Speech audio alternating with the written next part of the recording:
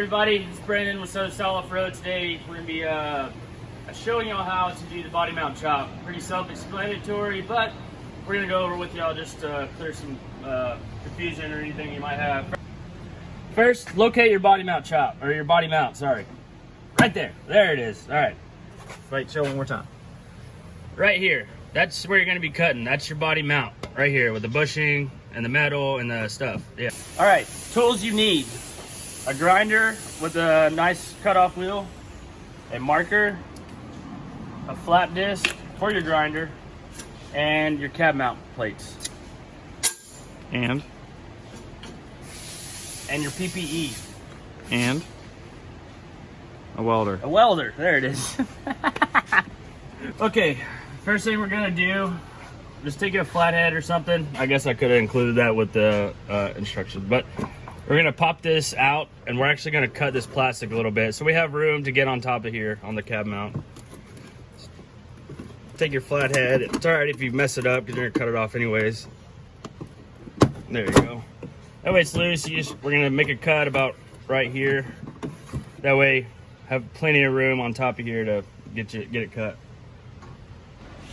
Okay, what I usually do is just take your cutoff wheel, grab the plastic right here, and we're just gonna make a cut just down like that.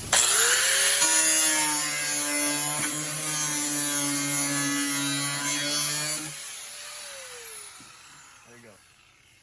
All right, next, take your cab mount plate, put it up there. As you can see, this lip is gonna go under here, so it's gonna fit about like that, or on the edge right here. So what you're gonna do is line it up. As you can see, it's shaped like the body mount. That's why we sell them. Line it up about how you think it would go. Pretty similar to that. Make your mark on this side, just like that. Then you're gonna come underneath. I use my body mount plate to make a straight line, but kind of mark where you're gonna make your bottom cut. About right there. Draw your line just like that. And make sure you meet up with this line over here because that's where the plate is gonna go. Next, put your PPE on, glasses, face shield, whatever you got, gloves. Take your cutoff wheel. What you're gonna do is cut down on this line, and the next cut will be that line on the bottom to meet this line. The top part, we will go over that in a minute. It'll essentially just match up with the bottom. So we'll get a cut started right here, and then we'll start cutting this way so we meet up with that cut that we made on top.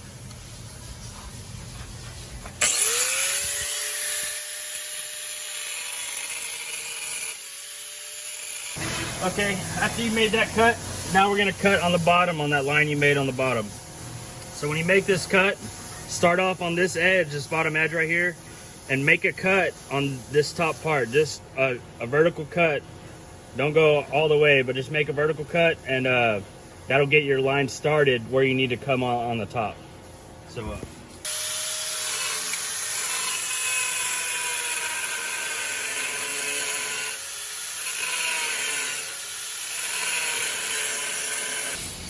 all right, when you get that bottom line cut, you might have to take this off. You start getting into it, or getting close to it. So just take it off. It's just these two little clips.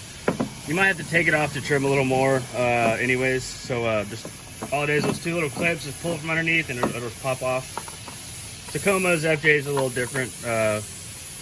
So now we can come up and actually make our cut with our cutting wheel on. See how it goes up. It'll show you where your cut needs to be on this top side. So we'll do that. Once you got that little cut made, you know where to start from here and where to end from here. So you're gonna end or start on this side right here at the end of this line. Come this way and meet up with that little cut you made on this side. So it might be a little tricky getting a grinder in there. If you need to make relief cuts in here just to get some pieces out of the way to help you out, it's not a problem to do, but If you can get it in one cut, great. If not, a little more work, but it'll help you out. This top line, as you can see, I did have to make a relief cut right here, just because I didn't want to get into this. So now I can come this way with the grinder and just snip the rest of that off. Okay, once you've made that cut, now put on your flap disc. We're just gonna clean up the edges and also kind of bevel them off and get it cleaned up on the edges to remove any paint or anything.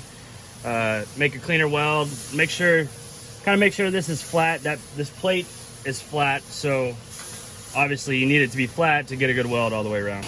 Okay, once you got it all smoothed out, your edge is done, kind of test fit your plate up there. You do have a couple options as to where you want to, how far you want to go. If you do want to go further, say you're running 35s or a 34-inch tire, and you want to get as much as you can out of it, you will have to break this little bridge right here, but that's okay because you have this material right here to weld to keep it sound and everything. So just test fit your cab mount plate up there. I mean, it fits great. So we're clean up the cab mount plate now. Clean up the edges on it, get the mill scale off of it, whatever is on there. Clean up the edges, and then we'll put some tacks and tack it in, make sure we like it. Okay, to connect your ground, a lot of people have conspiracies about car batteries and welding. Electricity is going to go from the point of least resistance. So if your ground is close to where you're welding, it's going this far. It's not going to travel up to your battery and short anything out. Just as long as you don't have your ground on the other side of the vehicle, you know, and then welding on the opposite side. So what I did is I cleaned a little spot right here. We'll get our ground on there, just like that. That way you have a solid ground right next to where you're welding. Yep. Okay, fit the plate up where you like it, and find where it likes to be, and it should attack in the corner.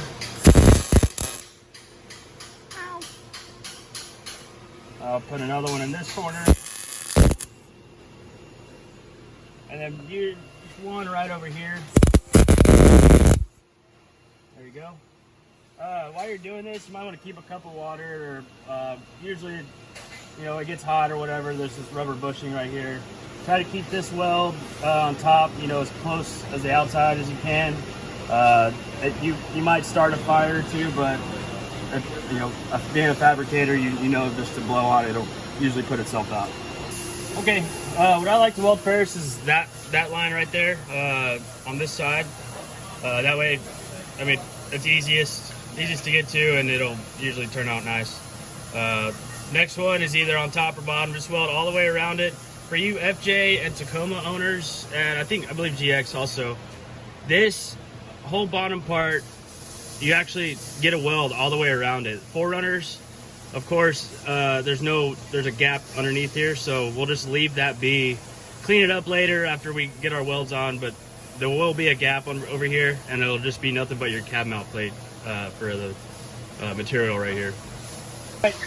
Once you got it welded all the way around, I went ahead and cleaned up the bottom just to give you a before and after of what it's supposed to look like. You don't have to be the best welder, of course. I'm not, as you can tell. So that's what flap wheels are good for.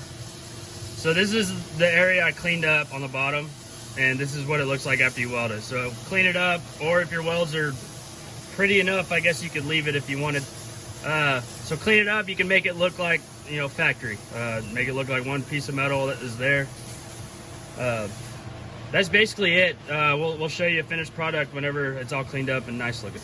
Okay, final product. Here we go. Have it all cleaned up. Flap disc does wonders. If you're not a competent welder, you know, you're doing it in the driveway with a flux core or whatever, it'll work. You just gotta know you can do it. Flap disc, like I said, helps out a lot. So once you get it done, go over with a couple coats of your choice of color. We usually just do black over the plate. Get it nice and painted and looking good. Thanks for watching. Instructional video, cab mount plate shop, plate welding stuff.